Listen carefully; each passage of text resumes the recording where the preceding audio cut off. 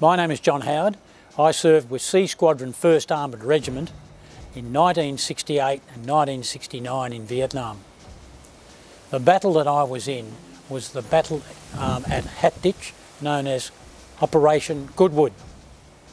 I remember vividly leaving Fire Support Base Julia with B Company 4R and 4 of our tanks.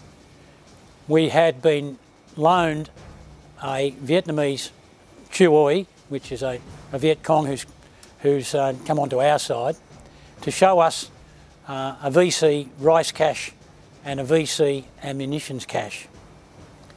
We left the Fire Support Base and moved through the jungle to where the rice cache was and found there was a bit of rice, and we destroyed it and moved on to look for the ammunitions cache.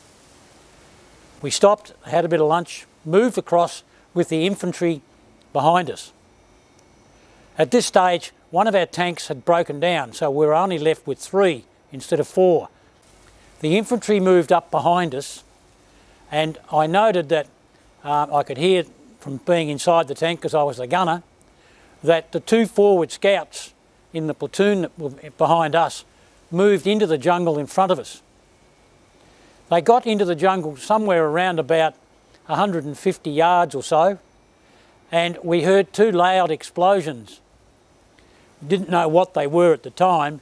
We found out that they were 2 claymore mines that the VC had placed on trees, and when the forward scouts walked past them, they detonated them. 1 forward scout was killed immediately. The other one was severely wounded and was making a fair bit of noise, as you can imagine. My crew commander said to my driver, "Move into the jungle." So we moved in, and we got past where the forward scouts had been hit, and my crew commander said, "Stop," and he said, "What can you see through your sight?" to me. I said, "All I can see is jungle." He said, "Well, fire a canister round, which is like a big shotgun round, and clear a path in front." I fired a canister round, which gave us about a 30-degree arc, and I noticed that we're in the middle of a horseshoe bunker system. He then asked me to traverse to my left to 9 o'clock and fire another canister, then traverse to the right and to 3 o'clock and fire a further canister round, which gave us a 180-degree arc in front of us.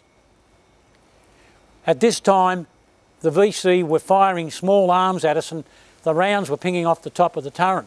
So my crew commander said, "Well, don't worry about that. Depress the gun low and fire into the bunker system with your 50 cal machine gun," which I did in bursts. A Viet Cong came out of the bunker somewhere on my right and fired a round which hit the tank straight in the front. It came through the front of the tank, wounding my driver, because he copped a downward blast. He sits out the front, and he was unconscious in his compartment, came through the turret and exploded in what we call a Travis gearbox, which sits in front of me. It was that saved my life, because that round not only went into the Travis gearbox and exploded into the cogs and oil, but it dissipated that explosion. The next thing we knew, a round came through, another RPG-7 came through on the left-hand side of the turret and took the kneecap off my loader and exploded somewhere at the base of the gun. Again, a few seconds later, one came through on the right-hand side of the turret just behind me, and it came through and it hit the base of my crew commander's seat, which is a long pole. It exploded upwards and took most of my crew commander's legs away. They were still attached, but all his hamstrings and glutes had gone. I copped that explosion in the back, all the shrapnel. At this stage, my crew commander was saying to my driver, "Reverse out," because we didn't know he was unconscious. We realised that we weren't going anywhere. We couldn't breathe. The smoke inside the turret was incredible. I suggested to our crew commander that we had to get out. He lifted himself up with his elbows and rolled off the top of the turret and hit the ground. My driver went out his hatch doing similar. I then had my opportunity to get out as well. At this stage, they were firing machine gun and hitting the top of the turret. I felt that at that time, as soon as my head hit the air, that I'd probably cop one, but somehow I didn't. Rolled off the top of the turret on the ground. We then crawled under the back of the tank for cover.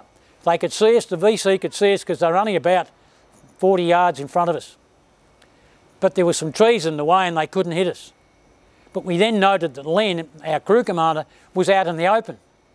So we crawled across and dragged him under the tank, under the back of the petrol tank at the back. We took our shirts off and wrapped them round what was left of his legs. He'd also been hit by a bullet in the neck and he was bleeding from the neck. He kept saying to me and my mate Jacko, just tell my wife I love her, and it's pretty difficult when you see that. Troop commander, a lieutenant, had gone out, jumped out of his tank with another member of the armoured reconnaissance vehicle or cavalry vehicle and pulled our driver out and brought him back. It was at that time that the company commander of the infantry company radioed Nui Dat for a dust-off. I was laying there and the crew of that dust-off were all American Negros, and I can still remember the medic. He was as black as the ace of spades and he had the whitest teeth I've ever remembered. He was sensational. And he said, "God damn you Aussies, we'd walk over hot coals for you blokes." And he gave me a cigarette, even though I was wounded, and I still think about it a lot. There's not one day that Vietnam is not in my mind somehow. I still think that my days in the military were probably the best part of my life. And my mates that I've got today are all my mates that I served with. And I had a lot of mates in football and cricket and so on and so forth, but they are my mates.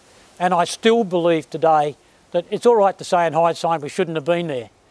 But I still believe from the time we were there, we thought we were doing the right thing. I know we were doing the right thing, and I don't regret being there. However, in hindsight, probably we shouldn't have been there.